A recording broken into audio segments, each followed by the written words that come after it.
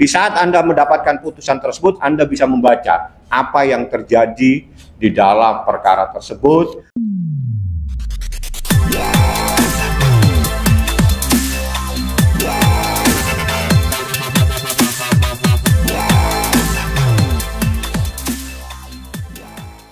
Assalamualaikum warahmatullahi wabarakatuh dan selamat malam. Mohon maaf saya baru datang karena ada keperluan lain. Tadi memang saya ke pengadilan, mungkin ini biar semuanya paham ya, kenapa saya tadi ke pengadilan, karena itu adalah keinginan dari Mbak Im Wong yang ingin mendengarkan langsung pada proses pembacaan putusan, sehingga saya berkirim surat memohon izin apakah dibenarkan kalau kami mendengarkan putusan tersebut untuk dibacakan.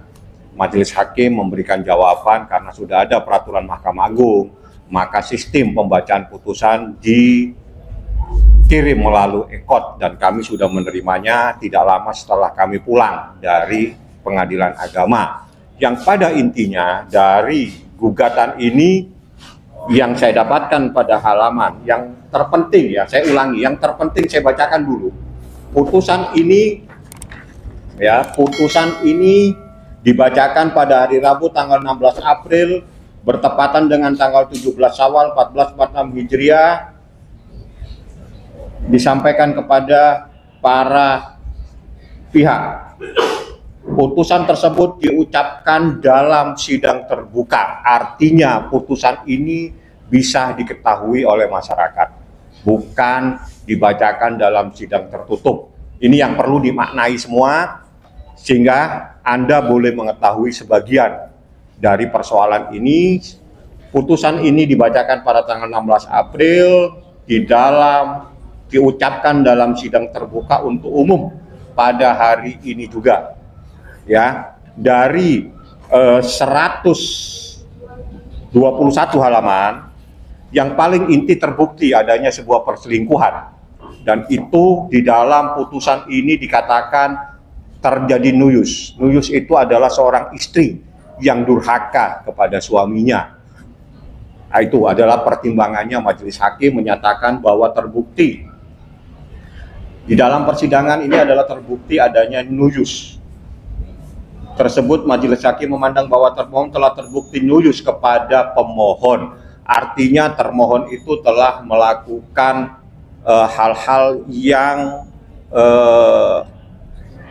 melanggar, ya, istri yang durhaka kepada seorang suaminya sehingga suaminya mengajukan permohonan cerai talak, dan terbukti bahwa memang ada hubungan, ya, dengan seseorang sebagaimana yang beredar selama ini, dan itu semuanya ada di dalam putusan ini. Nah, itu yang terpenting. Dan yang paling krusial lagi bahwa kami jelaskan pada saat proses pemeriksaan di persidangan, Muhammad Ibrahim Mbak Im Wong itu sempat ditanya oleh majelis hakim tentang proses bagaimana sih menyelesaikan persoalan anak ini. Apakah anak ini dicoba oleh majelis hakim, ditawarkan anak ini yang satu ke sana satu ke sini, tidak baik karena dua-duanya itu anak sangat dekat, tidak mungkin. Akhirnya diambil jalan. Apakah tenggang waktu sekian hari ada di sini, sekian hari ada di sini. Mbak Im Wong pada saat itu menyatakan dia tidak keberatan, tapi termohon keberatan sehingga proses sidang berlanjut lagi, tidak terjadi sesuatu yang bisa diselesaikan pada saat proses dalam putusan tersebut. Sehingga putusannya itu menyatakan bahwa hak asuh itu diasuh bersama dengan memberikan batasan waktu 2 minggu kepada Mbak Im Wong, 2 minggu kepada termohon. Tapi satu hal yang paling difahami, yang harus difahami, anak itu bukan objek, sehingga tidak bisa dieksekusi pada saat dia tidak mau. Jadi ini bagaimana nanti saatnya seseorang itu mampu untuk merayu, bagaimana mampu untuk membuat anak itu mau kepadanya. Jadi tidak ada lagi anak itu dipaksa. Apalagi ada kejadian sampai nangis-nangis, itu adalah hal yang melanggar hukum. Jadi intisarinya terhitung mulai hari ini, Muhammad Ibrahim yang Anda kenal Mbak Im Wong sudah cerai. Jadi saya bacakan saja putusan cerainya yang terpenting. Mengabulkan permohonan pemohon untuk sebagian, memberi izin kepada pemohon Muhammad Ibrahim bin Joni Jailani untuk menjatuhkan talak 1 raj'i kepada termohon Paula Verhoeven binti Edi Verhoeven menetapkan anak yang belum dewasa, belum memayis, yang bernama Keanu Tiger Wong, tempat tanggal lahir dan seterusnya, Kenzo El Drago Wong, tempat dan tanggal lahir 9 Oktober 2021, yang di atas 27 Desember 2019, berada di bawah pemeliharaan bersama joint custody oleh pemohon Muhammad Ibrahim bin Joni Jelani dan termohon. Sejak putusan ini berkekuatan tetap dengan ketentuan 2 pekan pertama ditetapkan bersama termohon, kemudian 2 pekan berikutnya bersama pemohon. Demikian seterusnya sampai anak-anak tersebut dapat memilih sendiri tempat tinggal terbaik. Artinya inilah putusan terhitung mulai hari ini Muhammad Ibrahim atau Baim Wong sudah cerai, terbukti ada perselingkuhan sehingga terbukti adanya nuyus atau istri yang durhaka kepada seorang suami. Intisari putusannya yang 121 halaman seperti itu, dan ada lagi bukti di dalam persidangan ini yang saya katakan bahwa ada penyakit kritis yang tidak mungkin bisa disembuhkan, dan itu ada di pada halaman-halaman pertimbangan putusan ini. Anda silakan bagaimana pintar-pintarnya wartawan mencari putusan ini. Di sini Anda bisa dapatkan hal yang luar biasa. Ya, Anda bisa dapatkan putusan ini, Anda akan mendapatkan hal yang luar biasa dari persoalan ini. Itu yang saya berikan. Saya hanya menyampaikan intinya, Anda cari putusannya, di dalam putusan itu, Anda nanti saya kasih tahu pada halaman berapa, Anda cari sendiri bahwa ada seseorang yang punya penyakit kritis yang tidak mungkin bisa sembuh. Itu saja. Anda silakan cari putusannya, saya hanya menyatakan ini ada putusan aja cari. Saya hanya memberikan pintu, memberikan info, Anda cari saja. Silakan Anda cari putusannya. Putusannya bisa Anda dapatkan karena ini putusan terbuka untuk umum. Artinya siapapun punya hak. Bisa. Anda pintar, Anda bisa dapatkan putusan tersebut. Di saat Anda mendapatkan putusan tersebut, Anda bisa membaca apa yang terjadi di dalam perkara tersebut, bagaimana seseorang ada di kamar berduaan dari sampai jam sekian sampai jam segitu, itu semuanya ada di putusan ini. Ya, di putusan ini membuktikan bahwa seseorang istri dengan seorang laki-laki yang bukan muhrimnya ada di dalam satu kamar pada jam-jam tertentu sampai tengah malam. Itu semua ada bunyi di sini. Ya, jadi ini yang berbunyi dan ini adalah bukti. Saya tidak mau bercerita, tapi saya akan membawa putusan. Ini putusannya. Putusannya menyatakan bahwa ada seseorang perempuan berduaan dengan laki-laki yang bukan muhrimnya di dalam sebuah kamar, dan itu ada juga masalah pengeluaran keuangan, dan itu dikatakan sebagai nuyus. Nuyus itu adalah seseorang yang durhaka kepada suaminya, artinya durhaka kepada Muhammad Ibrahim alias Baim Wong. Ini 121 halaman, silakan Anda bisa dapatkan. Nanti Anda akan kaget pada saat Anda tahu apa isi putusan ini. Seperti itu. Saya bilang cari putusannya. Anda nanti akan bisa tahu di dalam putusan tersebut. Cari putusannya. Kan saya bilang cari putusannya yang jelas. Di sini pada halaman sekian itu dikatakan terbukti nuyus. Nuyus itu artinya orang yang durhaka kepada suaminya. Ini pada halaman sekian. Adanya pengiriman sejumlah uang dan seterusnya. Lalu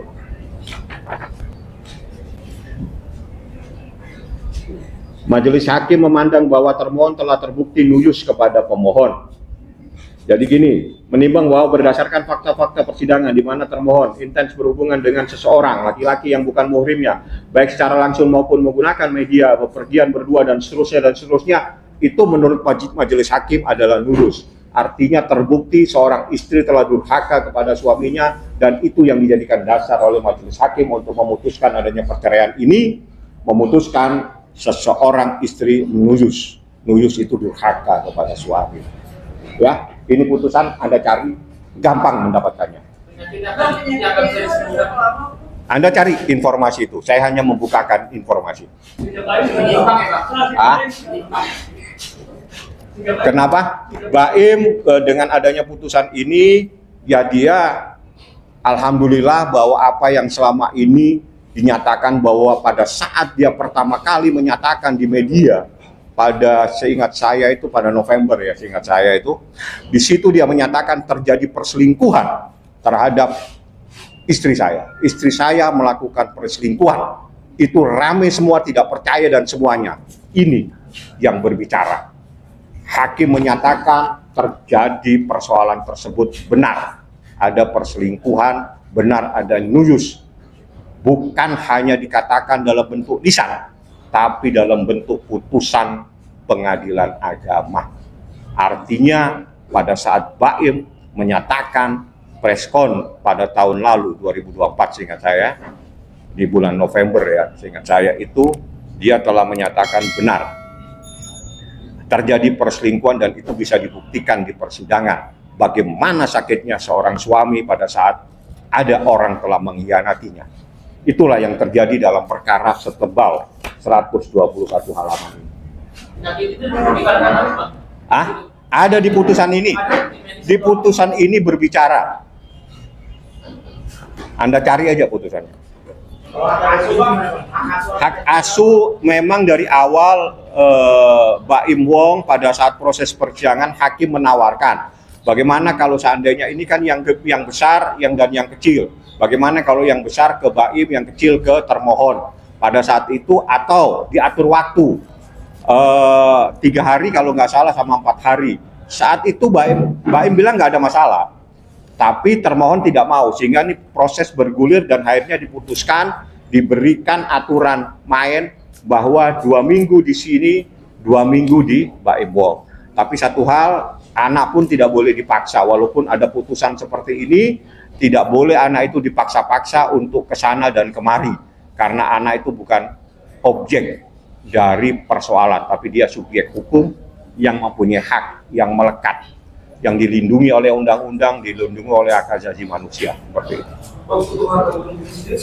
Belum, tidak pernah memperkarakan harta gono gini. Dari awal perkara ini hanya murni adalah perceraian, murni adanya perselingkuhan, dan itu pun sudah terbukti di persidangan. Dan juga hak asuh anak. Terbukti berdasarkan keterangan ahli, anak itu trauma kepada ibunya, seperti itu. Aneh apabila seorang anak itu takut dengan orang tuanya, itu aneh. Jadi ada apa, itulah yang terjadi pada proses persidangan yang memakan waktu cukup panjang dengan kejadian saya lihat saksinya, buktinya itu 88, saksinya itu cukup banyak di sini. Jadi saya akan coba baca satu-satu keterangan saksinya, bukan keterangan ya. Jumlah suratnya aja itu P-nya dari P sampai P berapa ya?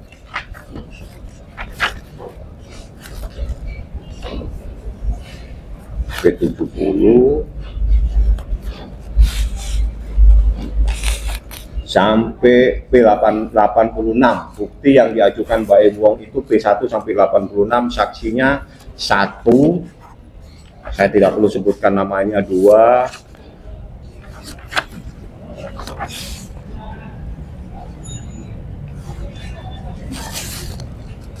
3, 4, 5, 6, 7, 9, 8, 9. Ada ahli yang menyatakan anak trauma, ada ahli juga, ada ahlinya 3. Jadi saksi 9, saksi fakta itu 9, tambah ahli 3. Ya, itulah proses persidangan, dan alhamdulillah Baim sudah bersyukur proses ini sudah selesai dan terbukti apa yang dinyatakan sama Baim terjadi perselingkuhan itu terbukti di persidangan, dan itu adalah hasil daripada putusan ini. Bahasa putusannya itu nuyus, artinya istri yang durhaka kepada seorang suami, istri yang melakukan hal-hal tanpa sepengetahuan suami, itu namanya nuyus. Ya, itu tidak menjadi persoalan bagi Baim, itu bukan persoalan itu. Baim hanya konsen kepada anaknya, bagaimana anak ini selamat. Yang kedua, konsen bagaimana terbukti adanya perselingkuhan tersebut. Kalau uang itu bisa dicari, dan itu bukan problem, Bu, Baim. Karena sebetulnya kalau melihat tuntutannya dia, tuntutannya banyak sekali. Ya, sekian miliar kalau nggak salah, ada sekian miliar, ada 600, ada sekian, saya nggak perlu membacakan. Dan gugatannya dia sebetulnya termohon itu minta anak itu ada tangan dia, dan biaya-biaya itu semuanya ada di tangan dia. Coba saya akan bacakan kalau Anda ingin mengetahui ya, dalam rekonvensi menetapkan hak asuh anak, ada tangan kepada termohon, ya, terus menghukum termohon untuk menyerahkan anak, menghukum untuk biaya apa ini? Setiap bulannya 80 juta, 20 juta, dan sekian, ada minta lagi 3 miliar kalau nggak salah ini, nafkah Madiyah 800, nafkah mut'ah 3 miliar, nafkah idah 600 juta. Ya, dari semua ini tidak ada yang dikabulkan, hanya nafkah mut'ah aja atas pertimbangan majelis hakim, karena dia adalah istri, yaitu pertimbangan majelis hakim ya. Dan Mbak Im tadi saya tanya, nggak ada persoalan, yang penting terbukti adanya perselingkuhan, terbukti anak-anak itu dalam keadaan trauma, dan terbukti semua apa yang selama ini ada di dalam proses persidangan. Jadi yang disampaikan Mbak Im pada proses tahun lalu itu adalah terbukti semuanya di dalam persidangan, dan yang berbicara itu putusan ini. Putusan ini yang menyatakan adanya perselingkuhan atau nuyus, seperti itu ya. Ada usaha lain kalau untuk memiliki anak istri tidak memberikan ke Allah sendiri? Nggak boleh. Pertanyaannya aja sudah salah. Pertanyaan melanggar hukum tidak akan saya jawab. Kejadian perselingkuhan sudah berapa lama Pak? Dan tahun berapa Pak? Waduh, saya nggak ngapalin tahun. Yang jelas terbukti. Tidak penting. Tidak penting tahunnya, yang penting terbuktinya. Ada seseorang laki-laki yang bukan muhrimnya berduaan di kamar, berduaan dengan istrinya. Itu yang terpenting, bukan harinya. Tapi terbuktinya adanya seseorang yang bukan muhrimnya berduaan. Hukum Islam itu ketat. Seorang istri itu nggak boleh berduaan dengan laki-laki yang bukan muhrimnya. Itu titik. Itu terjadi berapa kali Pak? Yang jelas lebih dari 1 kali. Kalau lebih dari 1 kali pasti banyak bahasanya. Trauma anak itu dari hasil pemeriksaan ahli yang menyatakan anak itu takut dengan seseorang, nangis, teriak, dan sebagainya. Itu ada pendapat ahli di sini. Makanya kalau Anda bisa mendapatkan putusan ini, semuanya akan terungkap. Termasuk apa yang menjadi pertanyaan Anda. Saya kasih Anda pekerjaan rumah, Anda dapatkan putusan ini. Ya, sudah saya jawab, saya tidak ngurusi harta gono gini. Saya hanya ngurusi perselingkuhan. Kedua anak itu saya tanya Mbak Im sekarang ada di mana. Karena saya nggak ngurusi anak, saya ngurusi hukum. Oke?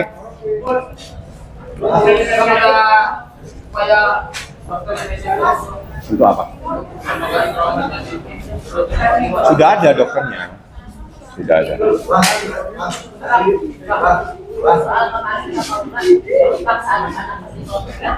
Kira-kira boleh nggak? Di saat makanya saya bilang anak itu jangan dijadikan objek. Anak itu harus dijadikan subjek. Bagaimana anak itu mau kepada kita, bukan dipaksa, dieksekusi dan sebagainya. Itu nggak baik ya. Tapi bener ya Bang, bahwa kan cerita yang beredar di luar itu kan ada yang maksa-maksanya kan segala macam. Ya, Anda sudah tanya, Anda jawab sendiri. Terima kasih. Pertanyaannya. Kenapa? Ya, selama ini seperti itu. Anaknya seperti itu. Makanya ini pembelajaran. Jadi di saat anak tidak mau sama kita, jangan anak itu dipaksa. Anak itu disayang. Bagaimana supaya mau kepada kita. Ya. Tadi ada yang kelewat soal keuangan. Tadi sempat. Nggak pusing Mbak Im sama keuangan. Pusing. Bagi Mbak Im itu bukan persoalan, yang penting apa yang menjadi sakit hatinya, apa yang menjadi dia sakit, itu semuanya udah terjawab di dalam persidangan, dan semuanya ada dalam putusan ini, bahwa apa yang selama ini diketahui bahwa benar, bahwa ada seseorang laki-laki yang bukan muhrimnya berduaan dengan istri. Bunyi putusannya Pak. Ada terkait penyalahgunaan. Salah satunya itu adalah nuyus namanya. Jadi putusan ini bunyinya banyak. Saya hanya ambil intisarinya buyar muda, yaitu salah satunya anak trauma, salah satunya nuyus itu adalah istri yang durhaka, termasuk adanya masalah seseorang yang bukan muhrimnya berduaan di kamar dan seterusnya. Jadi kalau saya bacain setebal ini kan tidak menjadi berita, nanti menjadi buku. Tapi kalau menjadi berita itu saya kasih intisarinya saja, ya. Anda trauma dan melakukan pemaksaan seperti apa sih Bang? Memang menjelaskan. Ya kalau Anda tanya sama ahli anak, nggak boleh. Tapi saya kan ahli hukum. Yang jelas, yang begitu pun bisa melanggar hukum. Ingat ya, kita semua ini menjadi pembelajaran. Kalau terjadi sesuatu terhadap anak kita, bukan orang tuanya tidak bisa melaporkan. Orang tuanya juga bisa melaporkan apabila terjadi sesuatu terhadap anak tersebut. Dan ada hukumnya. Jadi, perlakukan anak itu dengan kasih sayang. Kalau memang dia itu masih tidak mau dengan kita, dirayu anak tersebut supaya mau kepada kita.